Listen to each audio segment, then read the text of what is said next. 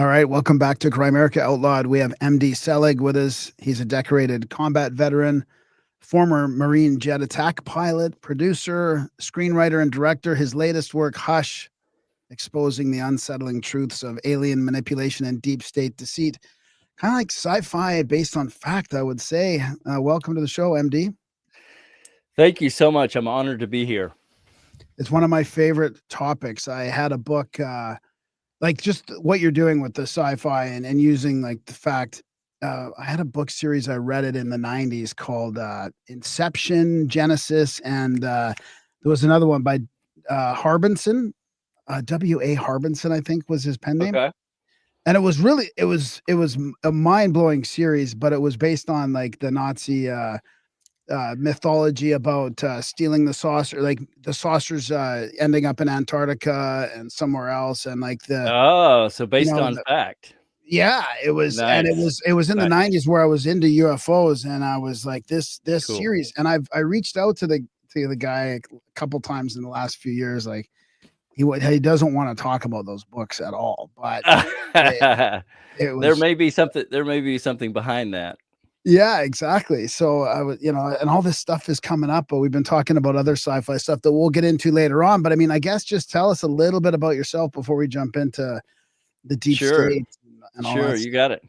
So I came out of college with a history degree at the University of Arkansas, and for all your Canadian fans, that is a state a little bit to the east of Texas. Everybody knows what Texas is. Yeah. But so I came out of University of Arkansas with a history degree, and then I went immediately into flight training for the Marines. So what that means is basically I go through Navy flight training. So U.S. Marine pilots go through Navy flight training. So kind of the Top Gun stuff. I went to Pensacola, Florida, and went through all the primary stuff. Then I got selected for jets and went to a place called Beeville, Texas, which is now a state prison. And I think they got rid of the base.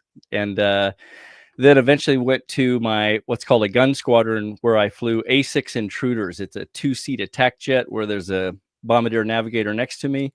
Those jets have been mothballed. They're now 2-seat F-18s, but during the Persian Gulf conflict, I flew combat missions, and I was the intelligence officer for my squadron, and that will play into our conversation a little bit later because it'll talk about what we see coming in on top secret and what's actually disseminated to the public is a little bit different, sometimes a lot different.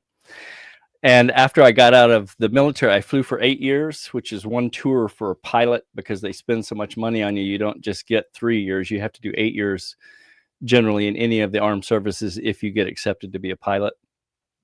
And I loved the flying, but I knew I was going to go into film and music. I moved to LA, did screenwriting, and began producing shows. I have had shows on Netflix, Showtime, and currently there's a show called The Gunrunner Billy Kane. It's a sci-fi pilot on Amazon Prime. And then Nice. just over time, yeah, people have said, hey, why don't you write a novel? Because your screenplays are so, I tend to be cinematically detailed. But the last thing I'll say is all of my stuff, especially with Hush, is excessively researched. Like it took me 3 years to write Hush. So that'll give you some sense of what I do with the settings. They're pretty darn accurate.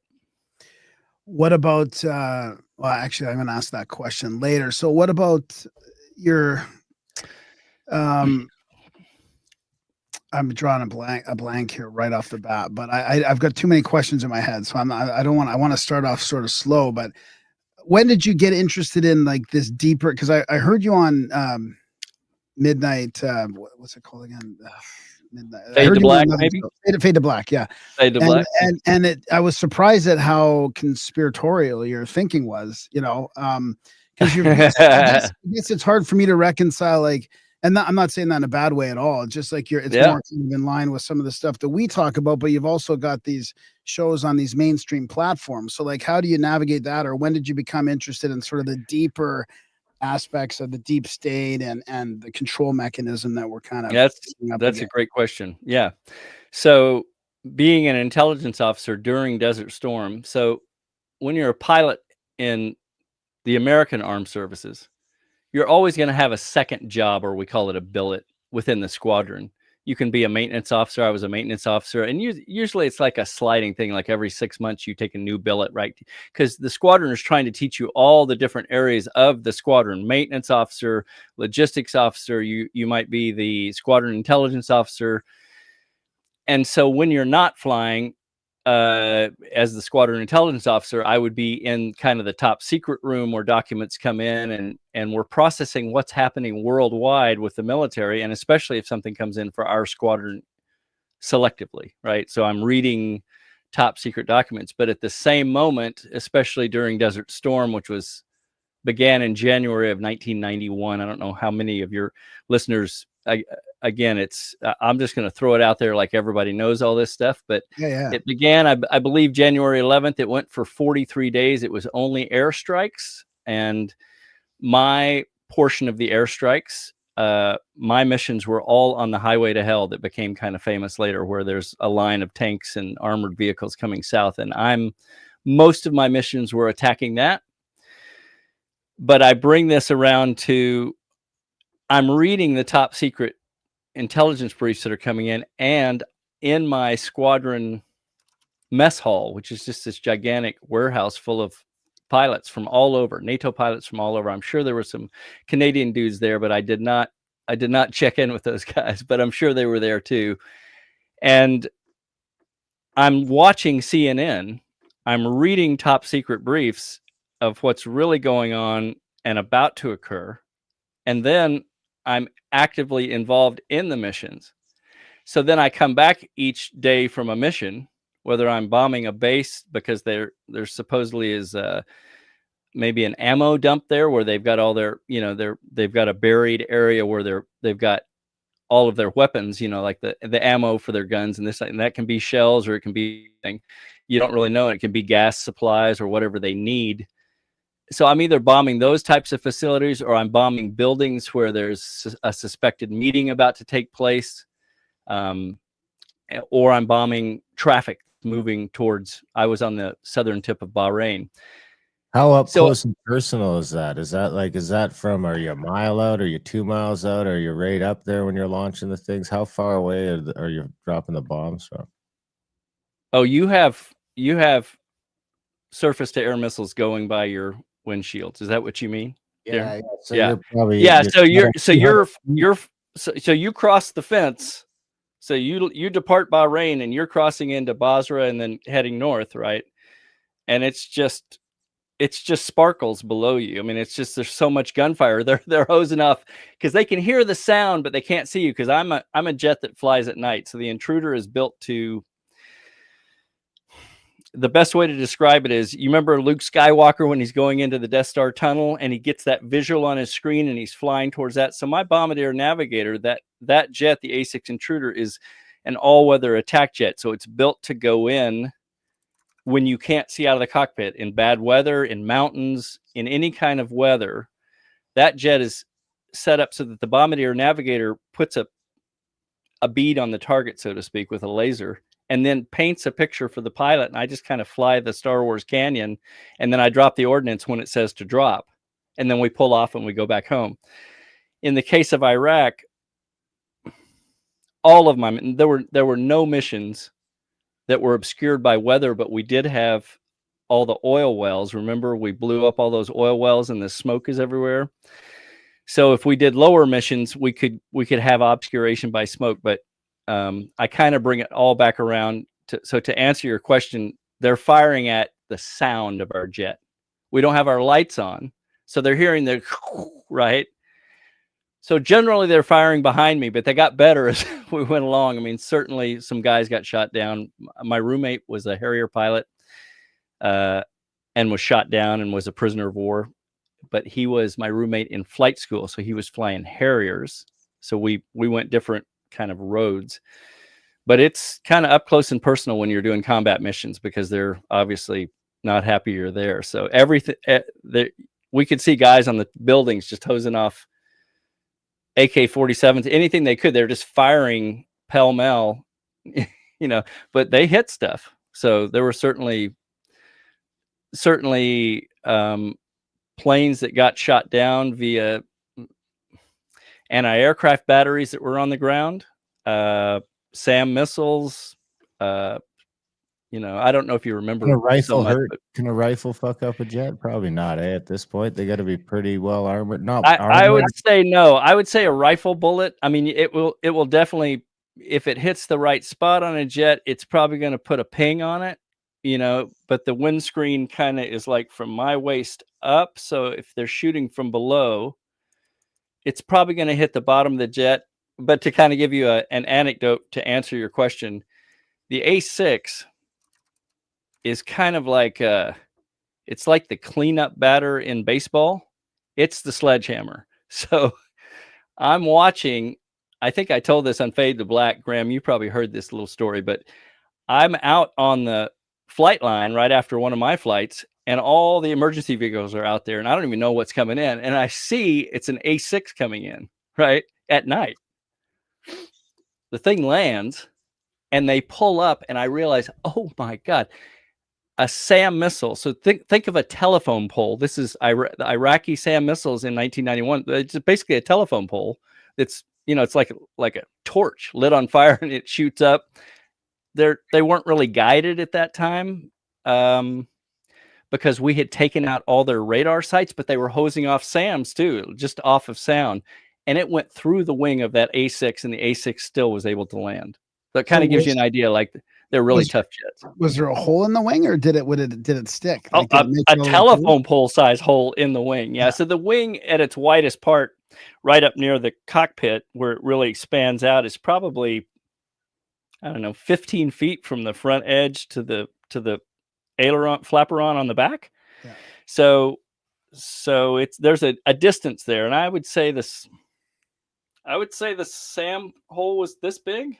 It was a pretty good size. Across. Yeah. And at least, yeah. It still came in with a wing, and it shredded. Of course, it shredded all the innards of the wing in that area. I was just amazed it didn't just take the wing off. Like, I'm surprised those guys didn't have to eject, and they brought it back. They don't make them like they used to. I mean, that's back in the early 60s when they made those planes. Exactly. Yeah, they're kind of Vietnam era jets. Obviously still capable. I mean, those things they'll carry 4 2,000-pound bombs, and that's a lot for a small attack jet. Wow. I mean, that's a lot of weight. 2,000-pound laser guided munitions. So they're still pretty tough. But yeah, they've been mothballed. You can still see them at like museums and stuff. They're kind of fun. There's lots of pictures online and stuff. Wow. So most of my experience, coming back to your question of how did I get into the deeper stuff, writing, this type of stuff, was what I was watching on top secret briefs and what was happening in the war, and what the media was putting out that we were watching on CNN each night could be really vastly different. And I realized at that point, okay, well, someone else is pulling the strings here, because this isn't accurate to the missions that we're flying tonight. Now, once in a while, it would be one of those Schwarzkopf things where he's talking on the CNN, where they always had him up there saying, here's the luckiest guy going across this bridge, and the bridge blows up after the guy gets off the bridge.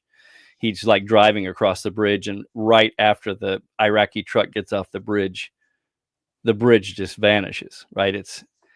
And so they like to show that stuff, but that could literally be anywhere.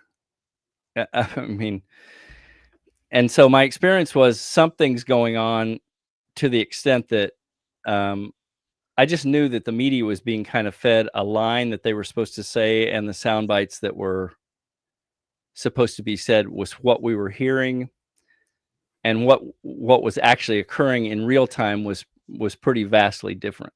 So, and that guy questioning the whole thing, the whole narrative and all that. That, and the other wild thing was, at the same time as I'm reading worldwide top secret briefs. It's not just the stuff coming to our squadron, but I have access to all of it there in a safe room.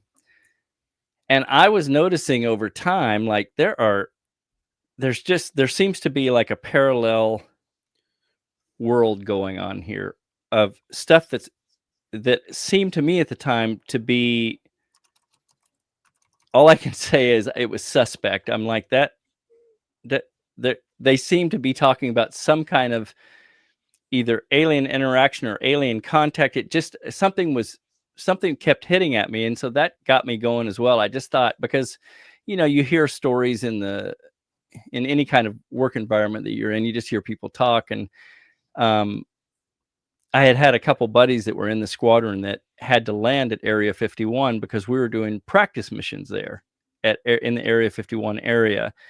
And their jet had some kind of problem, a fuel problem or whatever. So they had to do an emergency landing. Now, you're not supposed to land at Groom Lake in Area 51. That's just completely off limits. But they had to because they're running out of fuel. And so when they came back from there 2 days away, I'm like on them because I'm like, hey, what'd you guys see? Because it's Area 51. And they were like, oh, it was wild. And I'm like, that's not what I want to hear. But that must have been the early days, right after Lazar kind of made it popular in the late 80s, early 90s, or? Yeah, he was, I think Bob Lazar was 89. 89, I was thinking, yeah. Yeah. But I mean, if you're a military pilot, all of those areas on your map, it's just red. Like you just don't go there. I mean, we fly through those areas because we're going to practice ranges and this, that, and the other. But I just remember when those two guys came back, they weren't just off the cuff like, oh, dude, we can't tell you what we saw. It's one of those things. I'm buddies with them, and I'm like, what? Wait, no, you can't do that. And they're like, and I got the feeling like, wow, somebody dressed them down face to face, like what you saw, you didn't see. And if we hear about it, there's going to be a problem.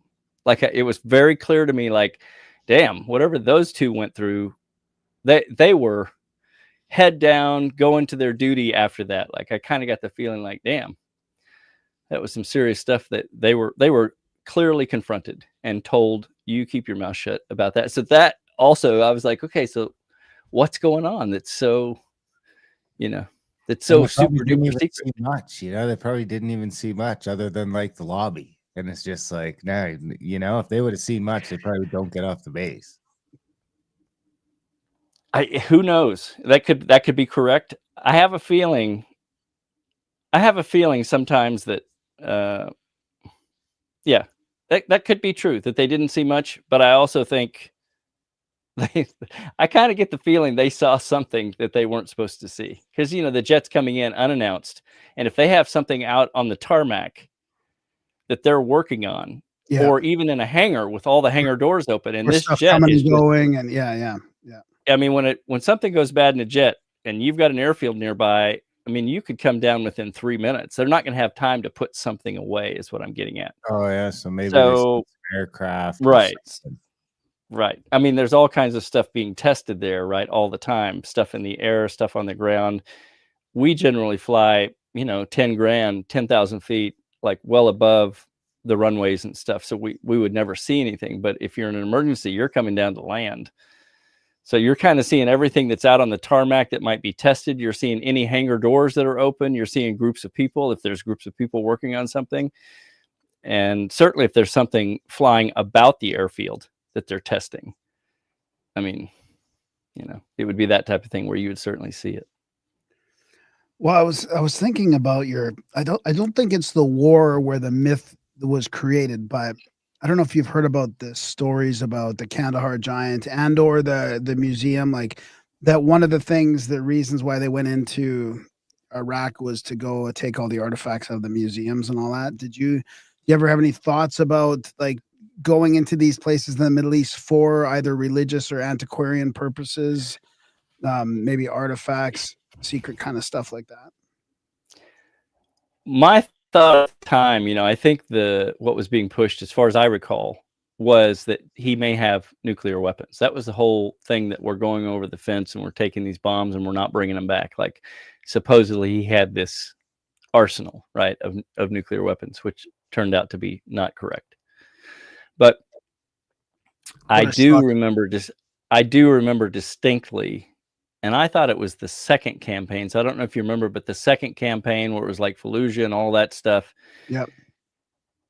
I know all of those artifacts were cleared out because I have of all things, I have a nephew who's now basically retired, but he was involved, and I know a lot of those artifacts were cleared out. And my experience now with studying pretty excessively the alien question is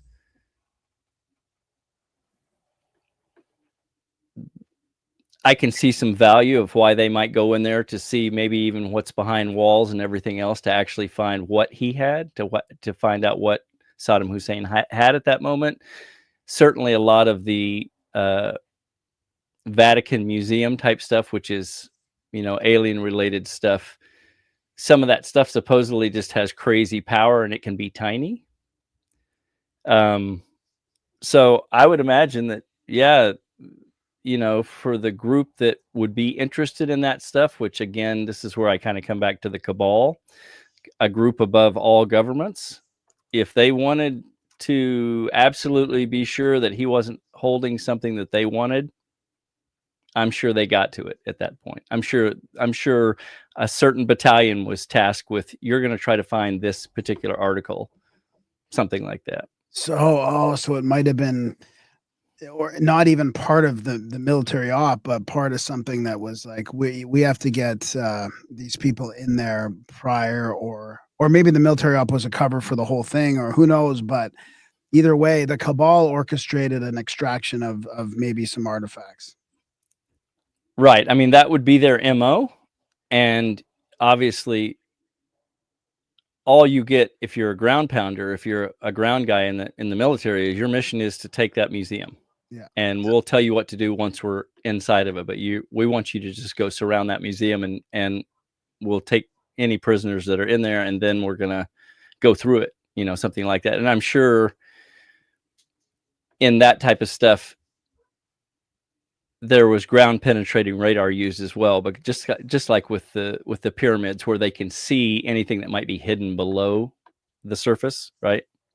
So especially with an older museum like that, who knows how many tombs are down there or things like that. So they'll use ground penetrating radar that will, it'll go down 25 feet, and they can see if there's a volume or a room that they need to further investigate. I believe that's how they found Saddam Hussein, is that they were actually using a ground penetrating radar, and they saw the little tunnel area that he was in, and that's how they found the little ladder that they eventually pulled. I think they pulled him up wasn't that what you recall? Something like that, where they brought him up a ladder or something. He was in an underground bunker. There's like a picture, and I think that coming out of the desert up a ladder. Exactly. Yeah. And I think it was like a platoon, just doing a stalk through an area, and they had one guy with the ground penetrating radar going, hey, wait, right over here is a big chamber. And so that's how otherwise they would have just walked right past him. That's how they do it. So now they have Gorgon Stare and all this other technology. They can see it with drones. It's unreal what they have now. Yeah.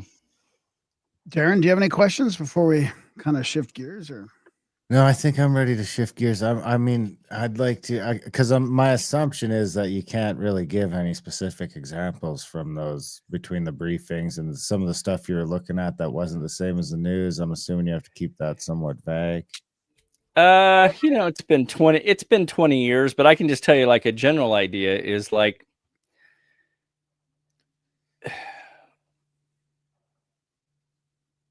before the Highway to Hell. So the Highway to Hell was just maybe,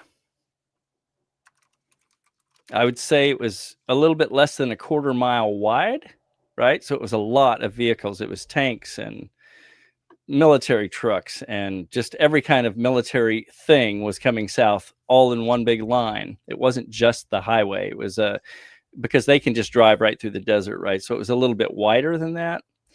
And that was occurring from the get-go.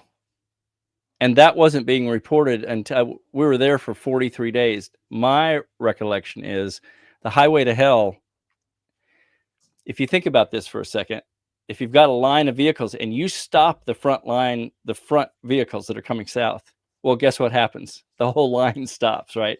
And then it's a nightmare for the guys who are behind it, because now jets are just coming in. They can't move. I mean, they could run off to the side, which some of them did, and that's why it looked that way eventually. But that was going on for days before CNN is reporting what's happening. So I mean, that line of tanks and stuff was, I would say, was decimated within the first 5 days. That thing is toast. That whole line is toast in the first 5 days. But that's not reported on CNN to the very end because it was the most dramatic visually to look at, right? So when they finally did get reporters in there, they're like, holy cow, there's this whole line of just demolished vehicles and obviously humans. It's brutal. That just runs for miles and miles and miles, right? The highway to hell, I think, is what they call it. So as I'm watching that, I'm participating in it, and I'm going, why are they reporting that we're just doing airstrikes at like these various locations with B-52s from way up high? Why are they not reporting this? And they're being fed what they report from the military that's on site, right? So my impression was, and again, this is, what has it been? That's 1991. How many years is that? 35 years? 34 years. There you go. That's good math. I can't do it that quick. My impression at the time was like, all right, so the military doesn't want people to know that that we've just completely stopped their entire line of stuff coming south. And I was thinking, does that mean because we're about to go in with ground troops and they don't? In other words, it was just fascinating to me to watch what was coming in on CNN, which was like, oh, they're striking these bridges way up north, and they're hitting this building that's supposedly have a meeting, and here's another oil well that's going up in flames. And I'm thinking, but the majority of the operations were right there on the highway to hell, because that's where all their armor was, right? That's where everything was that they were bringing south to do their attack. And of course, all along what I'll just call the fence, like between Iraq and anything south, all of that armor that was just kind of stationed there, all of that was being taken out as well. So I just found it fascinating at the time. Like, okay, I don't really understand the politics of why they don't just say what's happening. And perhaps I would have to be at a higher level. Like maybe if I was a general at the time, you'd say, okay, we don't tell them about that because we have these other strategies that we need to work first. We don't want the media to go off on all these 20-year-old kids who are basically conscripts, just decimated.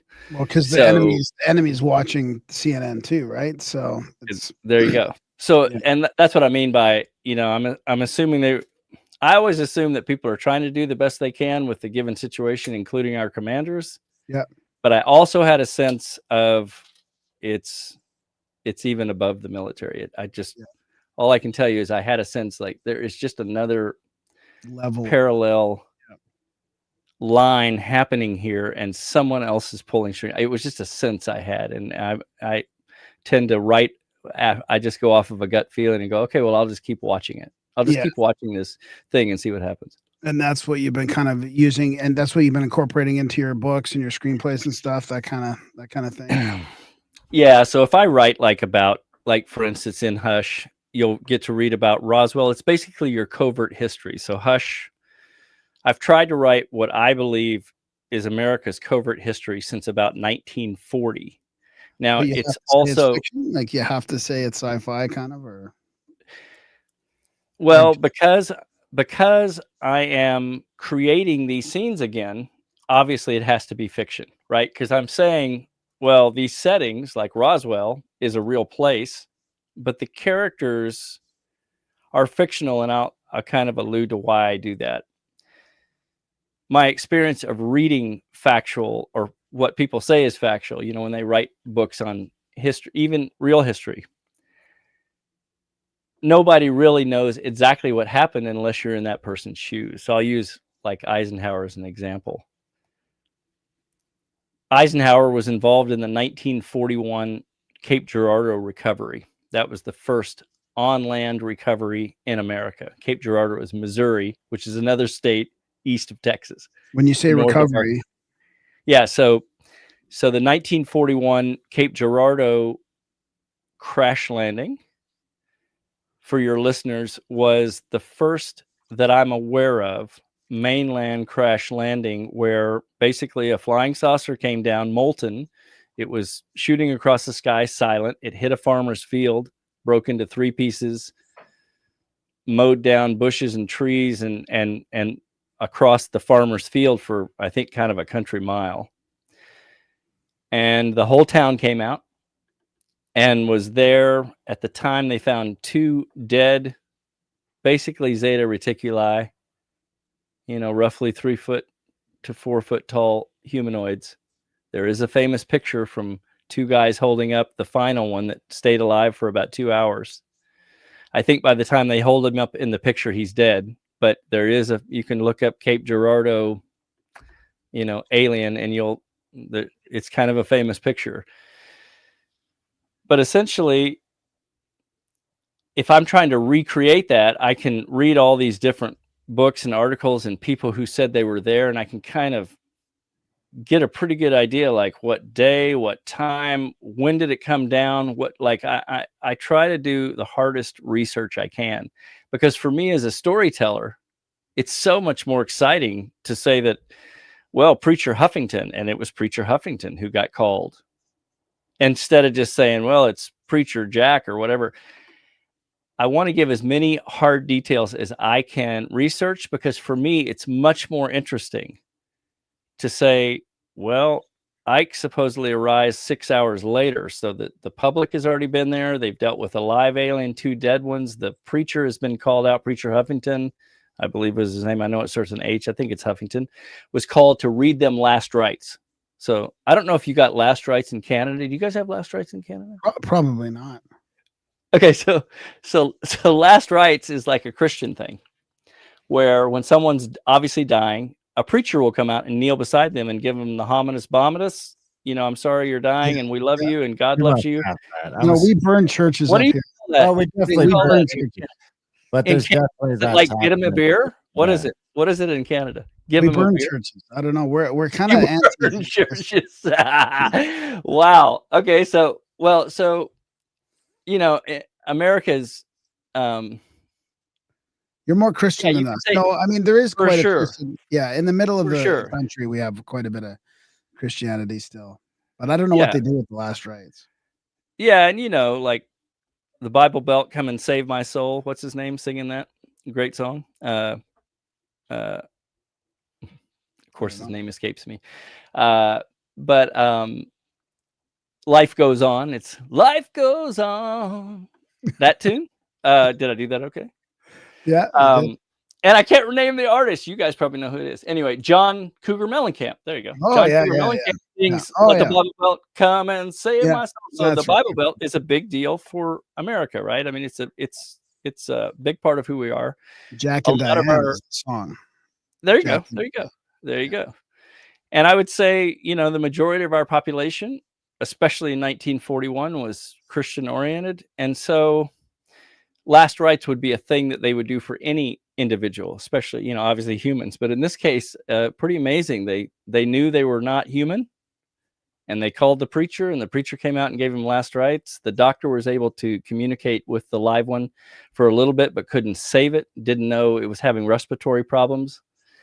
And my research says that could be anything from that they're just not used to the atmosphere to an injury that was occurred during the actual crash. But so that occurred, and then Ike arrives a few hours later in darkness, is driven to the site. Now Ike's a colonel at this point. This is Eisenhower. He's unknown, so you wouldn't have known him as a colonel because he hadn't become famous yet. World War II hadn't started. He hadn't, beat the Nazis yet. He was unknown.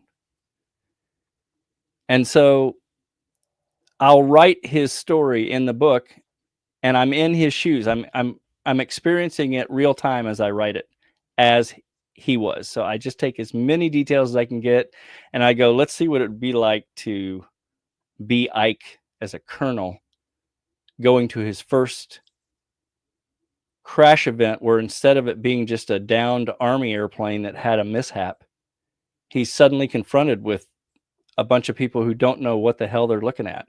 And that his officers that are taking him there are like, sir, we think these are aliens. And what is that like for him? To realize that a craft has come from out there, which we Americans don't have the capability to do, and it's crash landed, and there's technology in front of him, and he's asking like, well, where's the engine? And they're like, sir, we haven't seen an engine. Well, why has that thing still got power to it? Because there would be lights on one section of it. And well, sir, we don't know that either. And we haven't smelled any gas or oil. I mean, when you think about how intense it is, when you think about an anti-gravity craft, and it's 3 different molten pieces traveling faster than any of the townspeople had ever seen, streaking across the sky and then hitting the ground and just kind of blasting everything. And then the ship itself, I'm giving hints of what's in the book, but you can read it if you're interested in. And what your readers may find is it's a fun read, I think. The feedback I'm getting is, okay, we're ready for this to be a movie, because I write as a screenwriter, right? That's kind of my background. But what you'll find is if you look into any of the details, you will suddenly start to realize like, oh, wow, he did a lot of research, because this lines up with this book, and it kind of meets this book and this article and this person who said they were there.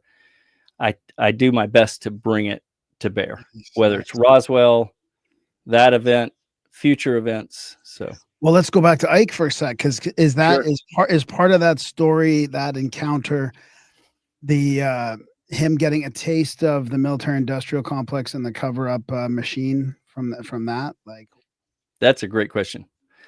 So I'm assuming you're asking that because you were aware by the time he left that he had lost full control. Is that why you're asking that? Okay, good. Yeah. Cool. All right. So I'll start with that just for your listeners to kind of remind them. By the time Ike left office, his departure speech, which if you haven't heard it, is basically him saying, I just want everybody to know that I'm no longer in control as president of the United States. My Congress is not in control of what really happens out there. So you can listen to that speech. It's still online. He was briefed. He had wanted to tell that speech earlier, and he wanted to say more, but that's as much as he could say. From what I understand, it was kind of scary for him to even say that speech. But he, at the time, realized by the end of his second term, I think, his second term, that would have been like 1961 or 1962. Kennedy comes in right after that, and he even tried to warn Kennedy, like, Kennedy had been aware of the alien presence since Forrestal. Now, I don't know if you remember who James Forrestal was. Do you guys remember James Forrestal? Yeah, the famous memo, I think. Right? Okay, good. So, I mean, being Canadians, that you even somewhat nod your heads about, you've heard that name before. So James Forrestal was the Secretary of Defense. And in 1949, he was thrown out the 16th floor of Bethesda Military Hospital because he wanted to tell the world about the new alien phenomena, about the new alien presence, because they were invading our skies like never before. They were invading our skies at Roswell because it was the only nuclear base in the world. We had blown off the bomb with Oppenheimer in 1945.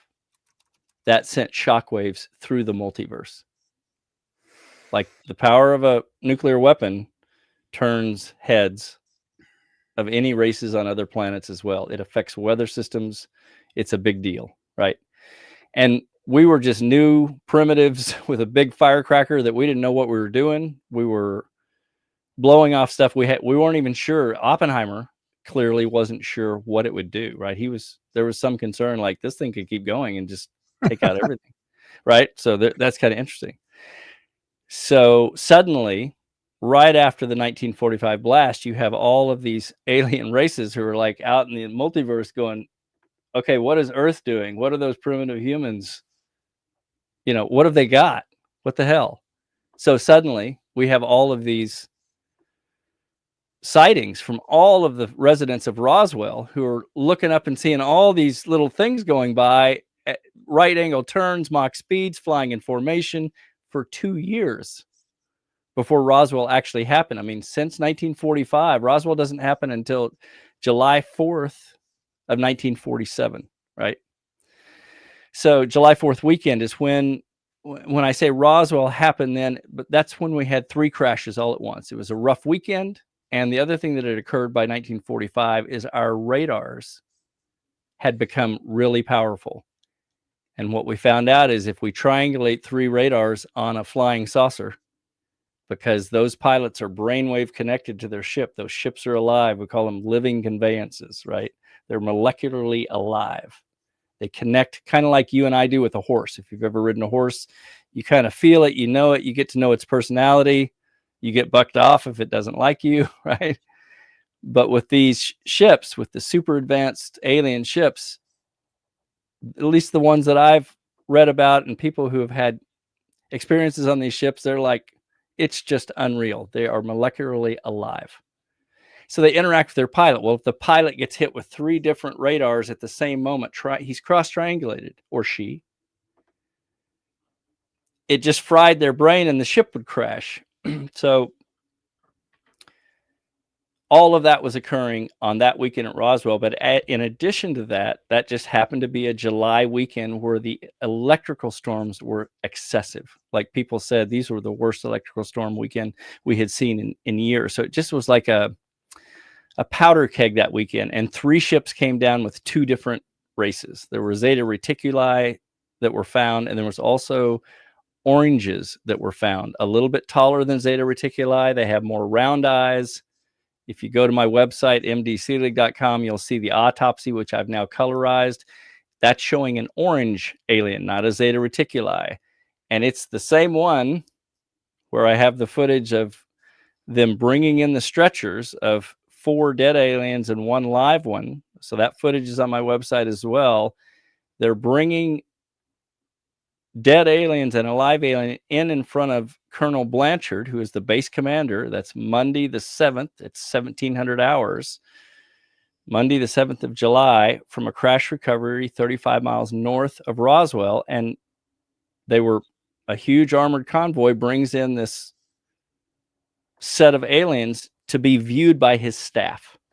And they're all standing there when they're brought in, and you can just see them completely perplexed, in fear, because one of them is alive and it's moving his hand. And the accounts that will be on the web, I haven't posted the accounts on the website, but of the folks who were in P3 at that time, said the alien was whining, kind of an eerie, high pitched, kind of inhuman sound. But its hand is moving, its knee is moving a little bit. So there's 1 live alien. But just to be a regular human, to have your first encounter with, like, oh my God, these are real. These are not from here. These are advanced, whatever they are. Right. So you can really see it.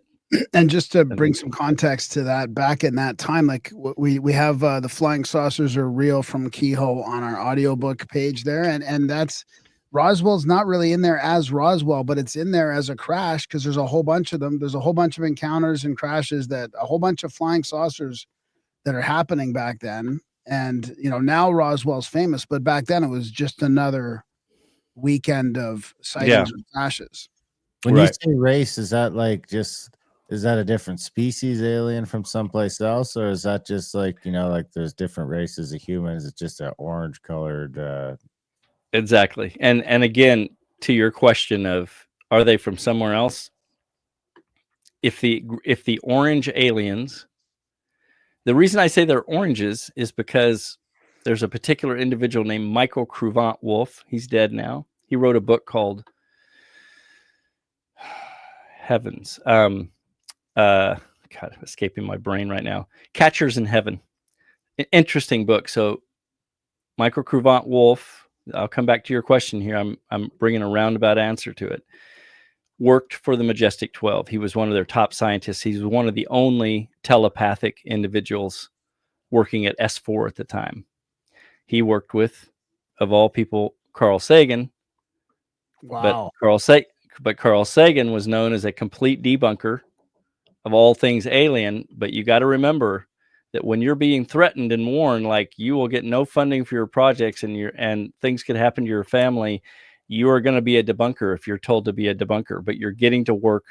Carl Sagan was known to be heavily involved.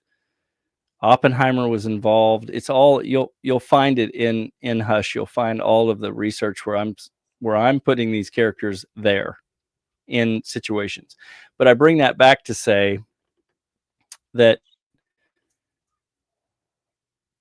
when I say it's a separate race, Michael Crevant Wolf said, well, there were two species of aliens that came down at Roswell. Oppenheimer got to see the crash landing where oranges had come down. They're still roughly the same size ships, but a different shape. One was more of a pie shaped and the other one was more about what I'll call a pumpkin seed